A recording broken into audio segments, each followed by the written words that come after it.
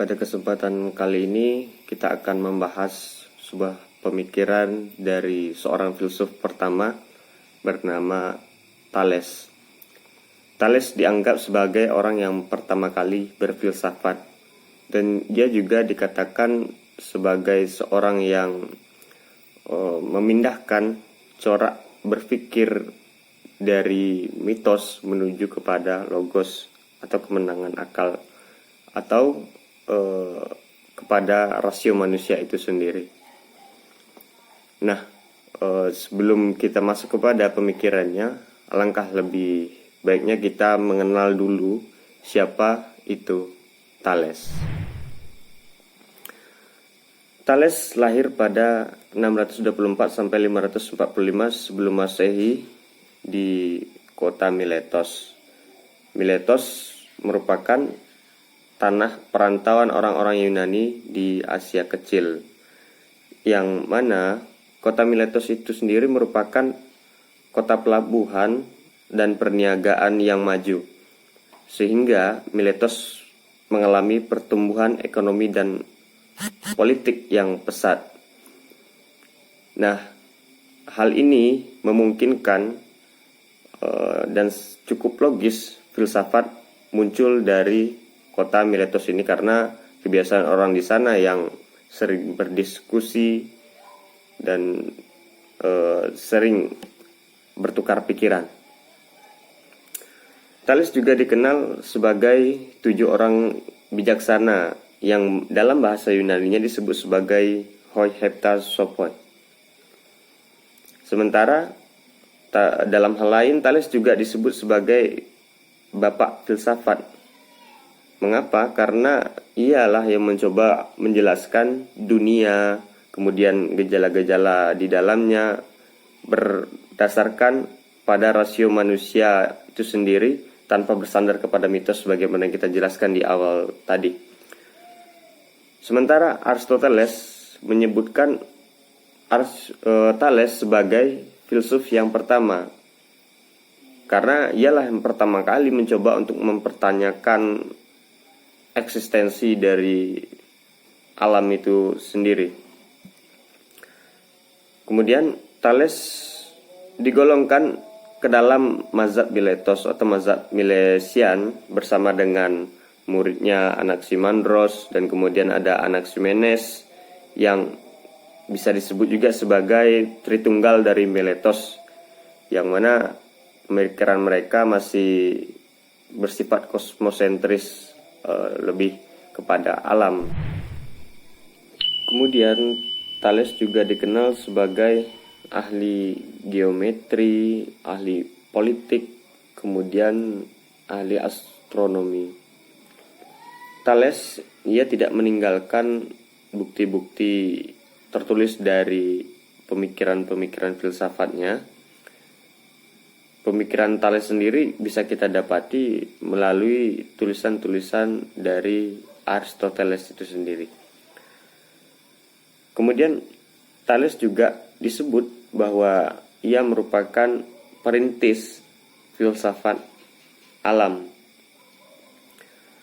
Kemudian dalam hal lain, Thales dianggap ia dapat mengukur piramida dari bayangannya saja. Kemudian ia juga dikatakan bisa mengukur jauhnya kapal di laut dari pantai. Kemudian ketika itu Thales juga menjadi lebih terkenal ketika ia mampu memprediksi terjadinya gerhana matahari pada tanggal 28 Mei 585 sebelum Masehi. Kenapa Thales dapat memprediksi terjadinya gerhana matahari? Dikarenakan ia mempelajari catatan-catatan astronomi yang tersimpan di Babilonia sejak 747 sebelum Masehi.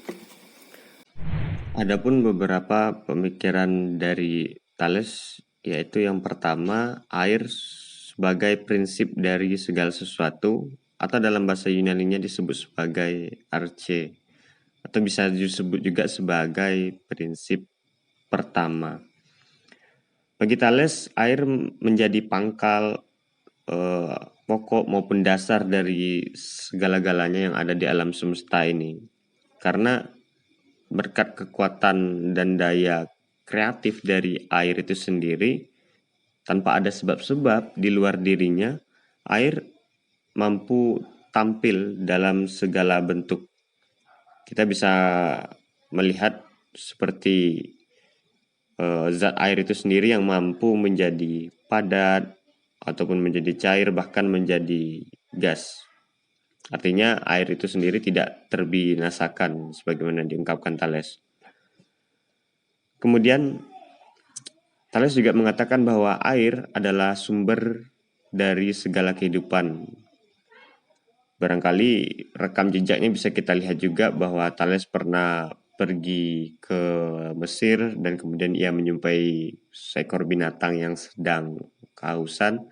Di sana dia berkesimpulan bahwa air adalah sebagai sumber kehidupan karena semua makhluk hidup itu membutuhkan yang namanya air.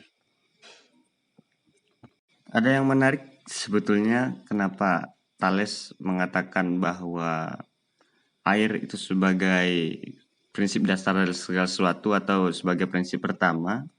Salah satu faktornya adalah karena Thales itu sendiri tinggal di tepi pantai dan harinya selalu berjumpa dengan air. Barangkali ini juga bisa menjadi propaganda pemikirannya sehingga berkesimpulan bahwa air itu sebagai prinsip dari segala sesuatu. Kemudian dalam pemikirannya yang kedua, ia mengatakan bahwa bumi ini terapung di atas air. Thales sendiri memandang bahwa bumi ini sebagai bahan yang satu kali keluar dari laut dan kemudian ia terapung di atasnya. Artinya bumi ini berada di atas air. Kemudian dalam pemikiran berikutnya, Thales mengemukakan paham tentang hylozoisme, yaitu sebuah paham yang mengatakan bahwa benda mati ini memiliki jiwa. Thales sendiri mencontohkan dari sebuah magnet yang mampu menggerakkan besi. Dalam pemikiran yang berikutnya, Thales memiliki sebuah pandangan politik, yaitu adanya sebuah sistem polis yang tersentralisasi.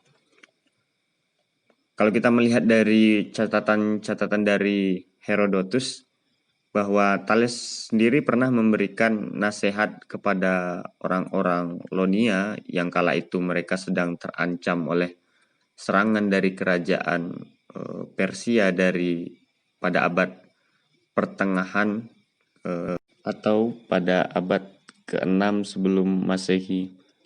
Kala itu Thales menyarankan kepada orang-orang Lonia untuk membentuk pusat pemerintahan dan administrasi bersama di kota Teos, yang mana kota Teos itu memiliki posisi sentral di seluruh Lonia. Nah, di dalam sistem tersebut, kota-kota lain di Lonia dapat dianggap sebagai distrik dari keseluruhan sistem pemerintahan Lonia. Maka dengan demikianlah Lonia telah menjadi sebuah polis yang bersatu dan kemudian tersentralisasi. Dalam pemikiran yang selanjutnya ada yang disebut sebagai teorema Thales, bagaimana yang tampak di dalam gambar bahwa sudut DE per BC sama dengan AE per AC, kemudian AE per AC sama dengan AD per AB. Meskipun ini tidak bisa kita katakan sebagai murni dari pemikirannya, minimal inilah sedikit gambaran dari teorema Thales. Kemudian dalam hal lainnya ada sebuah gambar lingkaran seperti yang ada di gambar, bahwa jika AC adalah sebuah diameter, maka sudut B adalah selalu sudut siku-siku. Kita juga bisa melihat sebagaimana yang ada tertera di dalam gambar, bahwa sebuah lingkaran terbagi dua sama besar oleh diameternya. Kemudian sudut bagian dasar dari sebuah segitiga sama kaki adalah sama besar. Kemudian jika ada dua garis lurus bersilangan, maka besar kedua sudut yang saling berlawanan itu akan sama. Kemudian sudut yang terdapat dalam setengah lingkaran adalah sudut siku-siku. Kemudian sebuah segitiga terbentuk bila bagian dasarnya serta sudut-sudut yang bersinggungan dengan bagian dasar tersebut telah ditentukan.